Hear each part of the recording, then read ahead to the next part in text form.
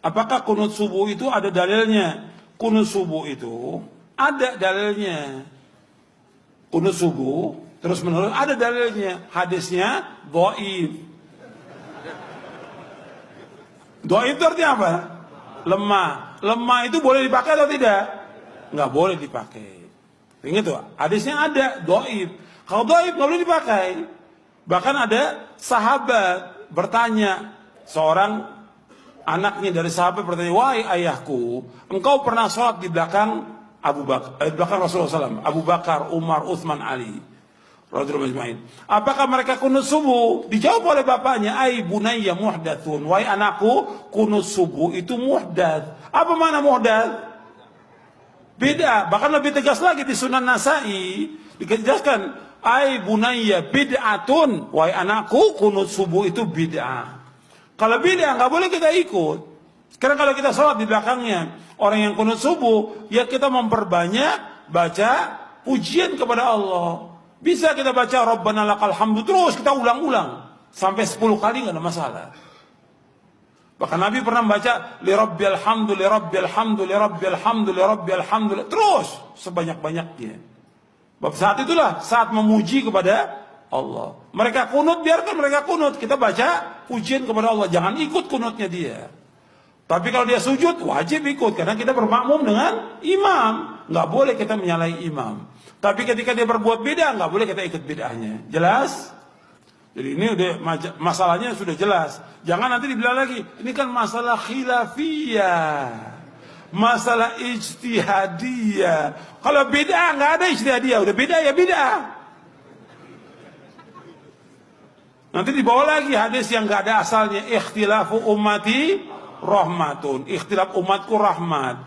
Kalau itu kita balik, bersatunya umatku adalah azab. Nggak terima dia. Karena ini memang nggak ada asalnya hadis ini. Ikhtilaf nggak ada asalnya. Nggak ada dari Nabi, nggak ada dari sahabat, nggak ada nggak ada asalnya sama sekali. Makanya ketika orang akan menyampaikan masalah ijtihad atau bukan, dia lihat dulu keterangan para ulama, baca hadisnya. Jangan disampaikan kepada umat ini ijtihadiyah, udah jelas itu beda, aku disebut ijtihadiyah. Nanti semua orang bilang, saya melakukan beda ijtihadiyah. Yang buka siapa? Yang buka pertama kali, ya ustadz-ustadz juga ini. Doktor-doktor. Dia bilang ijtihadiyah. Artinya apa? Yang lain ngikut, ini kan ijtihadiyah. Beda ijtihadiyah, semua ijtihadiyah lagi. Dalil ada kok. Fa in tanaza'tum fi syai'in farudduhu ila Allah wa Rasul in kuntum tu'minuna billahi wal yawmil akhir. Dzalika khairun wa ahsanu ta'wila. Dalam surah An-Nisa ayat 59. Jika kalian berselisih tentang sesuatu dalam masalah agama, kembalikan kemana? Kepada Allah. Kepada Allah, kepada mana? Quran. Kemudian kepada sunnah. Kembalikan. Lihat. Kalau nggak tahu juga, ya tanya kepada yang lebih berilmu. Fas'alu ahla dzikri in kuntum la ta'lamun. Jadi semua itu harus kembali kepada dalil dan keterangan. Kita belajar agama ini sumbernya dalil Quran dan Sunnah. Jangan kemudian mengikuti orang banyak. Jangan kebanyakan orang bukan ukuran.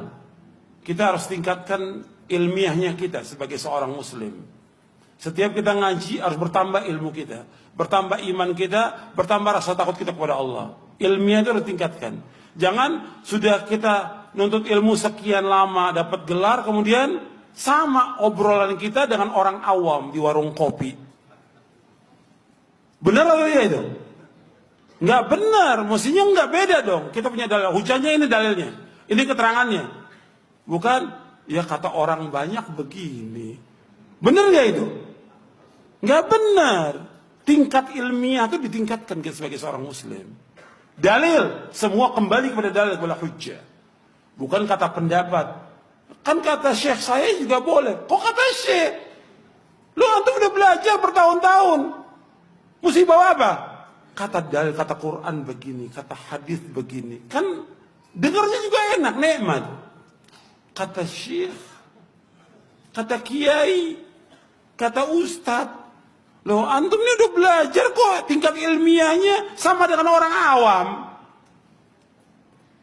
Ngobrolnya sama orang di warung kopi, beda. Kita harus beda. Kita udah ngaji. Punya kitab, punya rujukan. Harus punya hujjah dalam kita beragama ini. Bukan kata orang. Bukan kata orang banyak. Ya nanti kalau nggak begini kita, ya begini. Itu bukan hujjah. Dalil kalau hujjah itu. Bukan kalau nggak begini nanti gimana. Kalau kita umpamanya nih, contoh yang udah kejadian. Kalau kita nggak ikut pemilu nanti begini. Itu dalilnya siapa? Orang awam di warung kopi. Bukan dalil, bukan hujjah. Jelas. Antum tingkatkan tuh, tingkat ilmiah antum tingkatkan. Semakin ngaji, semakin paham tentang agama ini. Semakin meningkat ilmu kita. Semakin tambah iman kita, semakin tambah rasa takut kita pada Allah. Enggak membolehkan menggampangkan masalah-masalah agama ini. Enggak boleh. Meskipun orang banyak sudah ngomong bagaimanapun juga, enggak bisa. Saya umpamakan contoh lagi, masalah besar umumnya. Berkaitan dengan jihad. Jihad, masalah besar. Berkaitan dengan nyawa, berkaitan dengan darah, berkaitan dengan istri, anak, dan semuanya. Dunia akhirat. Nggak bisa kita katakan, menurut saya fatwanya, ya karena orang diintimidasi, ya wajib jihad. Lu nggak berhak jihad. Kita bicara, para dai, para ulama nggak berhak mengatakan tentang jihad atau perintah jihad. Yang wajib memerintahkan jihad siapa? Ulil amri. Dudukan tuh, jangan menang semangat kembali kepada orang awam, tidak lagi mengendahkan dalil. Jelas ini. Banyak ada orang semangat, ada kejadian di satu tempat, kita jihad. Nggak bisa jihad. Yang menggunakan jihad hanya ulil amri yang punya hak dengan dasar Quran dan Sunnah. Bukan setiap orang nggak punya hak. Sekarang banyak itu para dai jihad. Mau jihad sama siapa? Mau merangin kaum muslimin juga? Nggak boleh, darah kaum muslimin lebih berharga dari dunia dan seisinya.